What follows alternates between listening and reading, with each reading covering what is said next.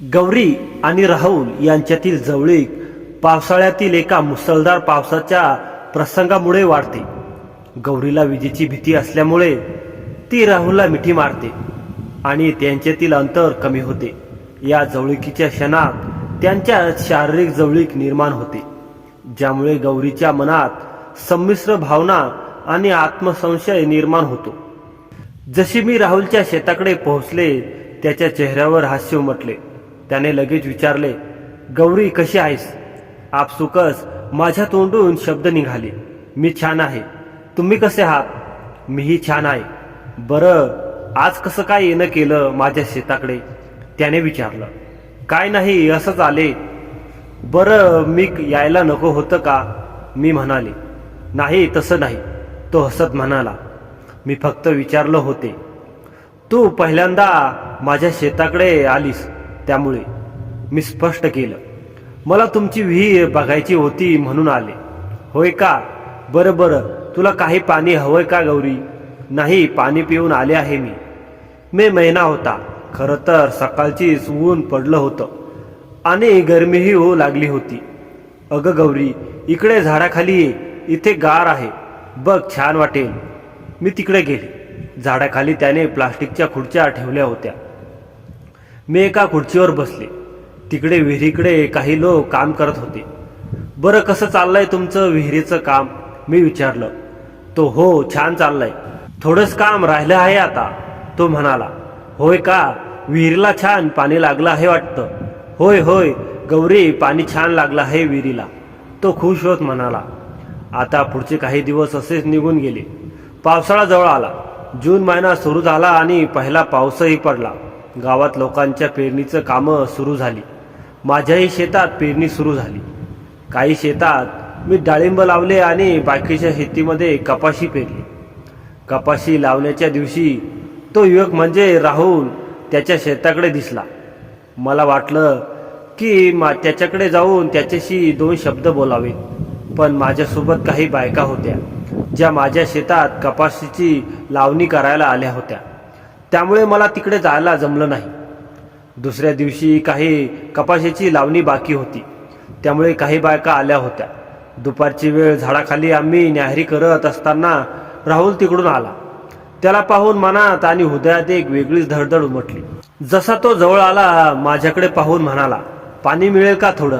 मी म्हणाले, हो मिळेल की. मी लगेच ग्लास धुवून ग्लासभर पाणी त्याला दिलं. पाणी देत असताना त्याने माझ्याकडे निरखून पाहिलं. ग्लासभर पाणी त्याने लगेच पिऊन घेतलं आणि रिकामा ग्लास माझ्याकडे दिला. ग्लास देत असताना त्याने एकदा माझ्याकडे पाहिलं, डोळे उंचवत मान हलवली आणि थोडासा हसला. त्याच्या हसण्याचा आणि इशारा करण्याचा अर्थ असा होता की छान आहे. हळूच तो म्हणाला, ही छान दिसत आहे. मला कळलं नाही की तो नेमकं कशाबद्दल बोलतोय. पाणी पिऊन तो लगेच निघून गेला. आता मी विचार करू लागले की त्याच्या बोलण्याचा अर्थ काय होता. तेव्हा कुठे माझ्या लक्षात आलं की तो त्या कानातल्या झुमक्याबद्दल बोलत होता. मी कानातल्या झुमक्यांना एकदा हात लावला. अरे हो, त्याने मला झुमके दिले होते. मी ते घातलेही होते, पण त्याने आज ते पहिल्यांदा पाहिले. तो त्यांच्याबद्दल बोलत होता. झुमके छान आहेत, छान दिसत आहे, असं त्याला म्हणायचं होतं. आता मला ते कळालं. त्याने माझ्या सौंदर्याचं असं कौतुक केल्यामुळे मला थोडा आनंदही झाला आणि मनातल्या मनात शरमले देखील. माझ्या आजूबाजूला बायका होत्या. एक बाई माझ्याकडे पाहून म्हणाली, काय ग गौरी, काय झालं? हसायला अशी एकटीच हसतेस? आम्हालाही सांग की काय आहे. नाही हो काकू, काही नाही, असंच हसते, बोलून मी त्यांना टाळून दिलं. आता कपाशी थोडी मोठी झाली. सगळं वातावरण अगदी सुंदर दिसू लागलं. पावसाळ्याचे दिवस, सगळीकडे पाऊस पडल्यामुळे आजूबाजूला झाडं झुडपं, गवत सगळं काही हिरवगार झालं. कपाशीच्या शेतामध्ये गवत वाढण्यामुळे फवारणीचं काम सुरू झालं. माझ्याही शेतामध्ये कपाशी गवत काढणं सुरू होतं, पण कामासाठी बायका मिळाल्या नाही, त्यामुळे काम राहिलं होतं. एके दिवशी मी शेतात एकटीच होते. शेताच्या बांधाजवळ गवत काढायचं काम करत होते. मला तिकडे राहुल येताना दिसला. कालच पाऊस पडला होता, त्यामुळे शेतात सर्वत्र चिखल झाला होता. राहुल बांध धरून चालत येत होता. चिखल असल्यामुळे सांभाळत माझ्याकडे आला. तो माझ्याजवळ येऊन म्हणाला, मग गौरी कशी आहेस? मी छान आहे. तुम्ही कसे आहात? मी पण छान आहे. तेव्हा त्याने एकदा माझ्याकडे टक लावून पाहिलं. मला थोडं अस्वस्थ वाटलं आणि लगेच मी दुसरीकडे नजर फिरवली. तेवढ्यात तो म्हणाला, गौरी छान दिसत आहेस. काय झालं? काय छान दिसत आहे? ते कानातले झुमके. हो का? असं बोलून मी लाजले. खरं तर मला खूप लाज वाटली. मी शरमेने मान खाली केली. मग काय शेतात कपाशी पेरली वाटतं? होय होय. तुम्ही काय पेरलं? मी विचारलं. मलाही कपाशी वगैरे तर काही माहीत नाही. मी सर्वत्र फळबागा आणि फुलं लावण्याचं आणि फुलं फुलवण्याचं ठरवलं आहे. हो छान आहे. फळं आल्यावर तुमच्या शेतातील फळं खायला मिळतील आम्हाला. होय होय मिळतील की गौरी, अगदी हक्काने. गौरी तुला एक विचारू का? होय विचारा की, पण तुला वाईट वाटेल कदाचित. मग राहू दे, नका विचारू. असं नाही, विचारतो. गौरी तुमच्याकडे पाहून असं वाटत नाही की तुमचं लग्न झालं असेल, पण मला माहीत नाही त्यामुळेच विचारलं. गौरी तुझं लग्न झालं आहे का? त्याने असं अचानक मला माझ्या लग्नाबद्दल विचारलं. मी थोडी गोंधळले. काय झालं? काही चुकीचं विचारलं का मी? नाही हो, माझं लग्न झालं नाही अजून. त्यालाही हे ऐकून थोडं आश्चर्य वाटलं, पण तो पुढे काही बोलला नाही. बरं चला, मला थोडं काम आहे. हो ठीक आहे, पण मी जातो. अचानक पाऊस सुरू झाल्यामुळे मी पूर्णपणे ओली झाले. पाऊस खूप मुसळधार होता. झोपडीत येऊन झोपडीच्या पत्र्याच्या जवळ थांबले आणि बाहेर दुरून पाहू लागले. खूपच जोराचा पाऊस मुसळधार पडत होता. समोर जेव्हा मी व्यवस्थित पाहिलं तेव्हा माझ्या झोपडीकडे कोणीतरी येताना दिसलं. पावसाच्या त्या टपोऱ्या थेंबामध्ये दुसरं काही दिसत नव्हतं. स्त्री आहे की पुरुष हे ओळखतानाच येत नव्हतं. हळूहळू जशी ती व्यक्ती माझ्या झोपडीकडे येऊ लागली, तिचा आकार आणि रंग स्पष्ट होऊ लागला. अरे बापरे, हे तर राहुल आहे. आता मला थोडं आश्चर्य वाटलं. तो माझ्या झोपडीकडे धावत येत होता. पाऊस खूप मुसळधार होता.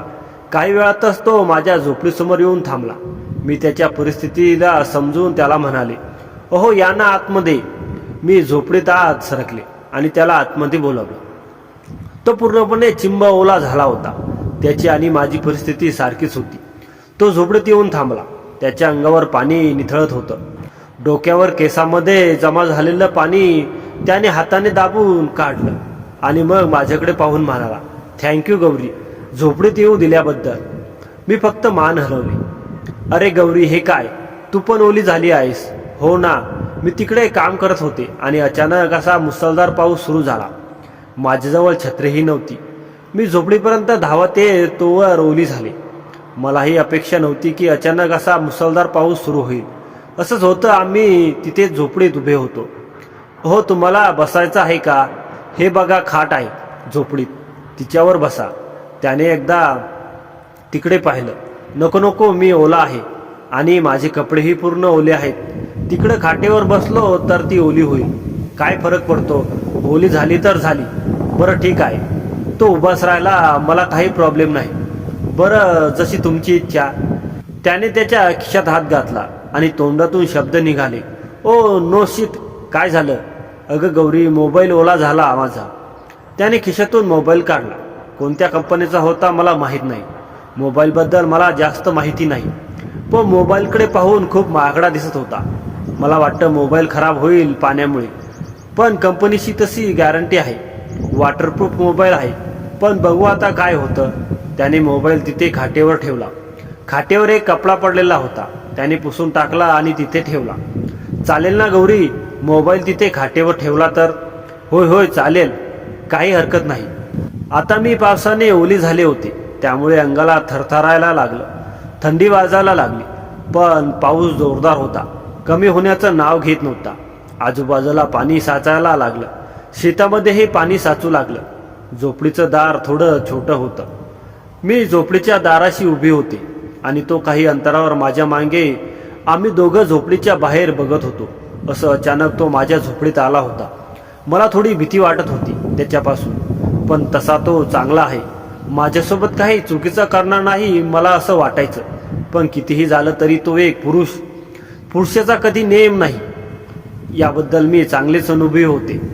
आतापर्यंत पाऊस तर जोरदार सुरू होता, पण ढगांच्या कडकडाट आणि विजा वगैरे नव्हत्या. त्यामुळे मला एवढी भीती वाटत नव्हती. मला पावसात मजा येत होती. ओलं व्हायलाही मला आवडतं. पण ढगांचा गडगडाट झाला आणि विजा चमकल्या की मला भीती वाटते. माहीत नाही का, पण लहानपणापासून माझ्या मनात ती भीती दडलेली आहे. आता नेमकं तसंच झालं. पाऊस सुरू असताना अचानक जोराचा विजेचा कडकडाट झाला आणि ढगांचाही गडगडाट झाला. मी एवढे घाबरले की त्या क्षणी मागे सरकले आणि माझ्या मागे उभे असलेल्या राहुलला मिठी मारली. हे सगळं खूप अचानक आणि क्षणात झालं. त्यांनीही वेगळंच भान राखलं. काय झालं गौरी? मी काहीच बोलले नाही, कारण खूप घाबरले होते. मी जेव्हा पावसाची येण्याची शक्यता असायची त्या दिवशी मी घरीच असायचे, कारण पाऊस तर मला खूप आवडायचा. पण ढगांचा गडगडाट आणि विजेचा कडकडाट यापासून मला खरंच भीती वाटते. मी त्याला घट्ट बिलगले. अगं गौरी, घाबरू नकोस, मी आहे ना. काय झालं सांगशील का? पण हो, मला विजेची भीती वाटते. वीज कडकडल्यामुळे मी घाबरले. आता मी त्यांच्यापासून वेगळी होऊ लागले. त्याने त्याचा हात माझ्या पाठीवर ठेवला होता. ठीक आहे ना गौरी? होय, मी ठीक आहे. त्याने आता त्याचा हात बाजूला केला आणि त्याच्यापासून वेगळी झाली. त्याच्यापासून बाजूला झाल्यावर मी माझ्या खांद्यावर असलेली ओढणी व्यवस्थित केली. मी पूर्ण ओली झाले होते. ओढणी देखील पूर्ण चिंब होती. पूर्ण ड्रेस माझ्या अंगाला चिटकला होता. मी मुद्दामूच त्याच्यापासून थोडंसं लांब उभी राहिली. पण काही असो, त्या मुसळधार पावसात तो माझ्याजवळ होता. झोपडीत मला त्याचा सहारा वाटत होता. भीती कमी वाटत होती. गौरी, आता ठीक आहे ना? होय, मी ठीक आहे. काय झालं होतं गौरी? अहो, सांगितलं ना, विजांच्या आवाजामुळे मी घाबरले. बरं ठीक आहे, काही हरकत नाही. पण गौरी, घाबरू नकोस, काही भिवू नकोस, काही होत नाही. लांब पडतात त्या विजा, फक्त आवाज येतो. आम्ही तिथेच उभे राहिलो. आता पाऊस थोडासा कमी झाला होता. मी म्हणाले, चला मी घरी जाते. अगं थांब गौरी, थोडा पाऊस कमी होऊ दे. अजूनही आभाळ खूप भरून आला आहे. अजूनही पाऊस सुरू होण्याची शक्यता आहे. मी सांगतो तुला माझं एक. बरं ठीक आहे, थोडी थांबते. पाऊस कमी झाला की मग जाईन घरी, असं मी मनाशी ठरवलं. कारण तसं त्याच्यासोबत थांबताही मला थोडं अस्वस्थ वाटत होतं. पाऊस कमी होत होता, पण अचानक अजून मुसळधार आणि जोराचा पाऊस सुरू झाला. पावसालाही आता सुरू व्हायचं होतं. मनातल्या मनात पावसाला पाहू लागले मी आणि काही मिनिटातच खूप जोराने विजेचा कडकडाट झाला. एवढं आभाळ भरून आलं होतं की सर्वत्र अंधार झाला. झोपडीत खूप अंधार पसरला आणि ती विजांच्या कडकडाटामुळे खूप जोराचा आवाज झाला आणि प्रकाशही पडला. मी खूप घाबरले. हे सगळं अचानक व्हायचं. वीज पडली की मी घाबरायचे. जसा विजेचा आवाज झाला मी खूप दचकले. मला भानच राहिले नाही. त्या क्षणी बाजूला उभे असलेला राहुलला जाऊन बिलगले. मी डोळे मिटून घेतले. पूर्ण डोकं त्याच्या खांद्यावर, त्याच्या छातीवर ठेवलं. दोन्ही हातांनी त्याला घट्ट मिठी मारली. काही क्षण गेले तेव्हा मी परत भानावर आले. विजेच्या कडकडाटामुळे मी त्याला मिठी मारली आहे याचं मला ध्यान आलं. त्याने त्याचा हात माझ्या डोक्यावर ठेवला होता. विजेचा कडकडाट आणि ढगांचा आवाजही कमी झाला. तेव्हा तो म्हणाला, गौरी घाबरू नकोस, मी आहे ना, काही भिवू नकोस, प्लीज. ठीक आहे.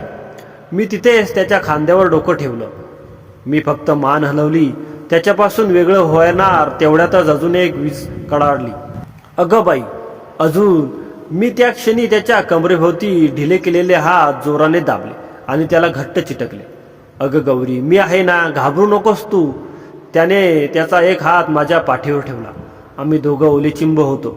दोघांच्या अंगावरचे पाणी कमी झालं होतं, पण कपडे मात्र ओलेच होते. गौरी, भिवू नकोस, मी आहे, अशीच राहा. वाटलं काही वेळ. ठीक आहे. तिथे झोपडीचा खांब होता. तो 2 पावलं मागे सरकला आणि झोपडीच्या खांबाला टेकून उभा राहिला. त्याच्यासोबतच 2 पावलं मी देखील पुढे सरकले. त्याने आता झोपडीच्या खांबाला टेकून सहारा घेतला. त्यामुळे मला व्यवस्थित उभं राहायला येत होतं. पण मी मात्र त्याला घट्ट बिलगले होते. गौरी, मला नाही वाटलं होतं की तू एवढी धाडशी मुलगी विजेच्या आवाजांना घाबरत असशील. पण मी तुझी मस्करी नाही करत. ते मी फक्त सांगत आहे. वाईट नको वाटून घेऊस. नाही वाटत मला वाईट. आता ती माझी कमतरता आहे, तर मी काय करू? हो, बरोबर बोललीस गौरी. काही मिनिटात पुन्हा वीज कडाडली. आता विजेलाही वाटत होतं की मी त्याला तसंच बिलगून राहावं. त्यामुळेच विजाही आता माझी मजा घेत आहे असं वाटू लागलं. त्याचा एक हात माझ्या पाठीवर आणि मी त्याच्या दोन्ही हातांनी त्याला घट्ट मिठी मारली. पाऊस जोराचा सुरू होता. बाहेर झोपडीत खूप अंधार होता, कारण आभाळ पूर्ण काळोखलं गेलं होतं आणि त्याच झोपडीवर काही हिरव्या वेली चढल्या होत्या. बाहेरचा थोडाफार प्रकाश देखील झोपडीत येत नव्हता. खूप अंधार झोपडीत, पण आम्ही एकमेकांच्या जवळ होतो. एकमेकांना चेहरे पाहू शकत होतो. मी हळूच माझं डोकं त्याच्या खांद्यावर उचललं. थोडी मागे होऊ लागली, पण त्याचा हात माझ्या कमरेवर आणि पाठीवर असल्यामुळे जणू काही त्याने मला त्याच्या मिठीत घेतलं आहे असं वाटलं. पण माहिती नाही का, मला त्याच्या जवळ जाण्यात एक वेगळं सुख आणि समाधान वाटू लागलं. माझ्या आयुष्यातही पहिलीच वेळ होती की मी कोणत्या पुरुषाच्या इतक्या जवळ गेले होते. गावात कोणाचीही हिंमत नव्हती की माझ्याकडे डोळे वर करून पाहायची. जर कोणी वेगळ्या नजरेने पाहिलं असतं तर त्याला त्याची शिक्षा मिळाली असती. मी जागच्या जागी शिव्या घातल्या असत्या. पण आज परिस्थिती थोडी वेगळी होती. मी स्वतःहून राहुलला मिठी मारली होती. आता माझ्या शरीरात अचानक वेगळे बदल होऊ लागले. थंडीची तीव्रता काहीशी कमी झाली, पण ओठावर एक वेगळंच कोरडेपणा जाणवायला लागला. माझ्या श्वासांचीही गती वाढू लागली. मला जाणवलं की त्याचे श्वासही वाढले आहेत. श्वास घेताना त्याची छाती खूप खालीवर होत होती. आता मला जाणवलं की मला त्याच्यापासून वेगळं व्हायला हवं. एका पुरुषाच्या इतक्या जवळ जाणं अशा परिस्थितीत योग्य नाही. मी मनाशी ठरवलं की कितीही विजा पडल्या तरी आता घाबरणार नाही आणि धीट होऊन जागच्या जागी उभी राहील. मी त्याच्यापासून वेगळी होऊ लागले. त्यानेही त्याचा हात बाजूला केला, पण जशी मी त्याच्यापासून काही इंच लांब झाले तेवढ्यात वीज कडाडली. मी खूप हिंमत एकटून ठेवली होती की आता काही झालं तरी त्याच्याजवळ जाणार नाही. पण मी त्याच्यापासून काही इंच लांब झाल्यावर वीज कडाडली आणि नकळत माझ्या हातांनी परत त्याच्या कमरेला विळखा घातला. जणू काही त्या विजेचा पडण्याचा रिमोट त्याच्या हातात होता. त्याला हो होतं तेव्हा तो वीज पाडत आहे असं मला वाटलं. तो म्हणाला, अगं गौरी, मी आहे ना, भिवू नकोस तू.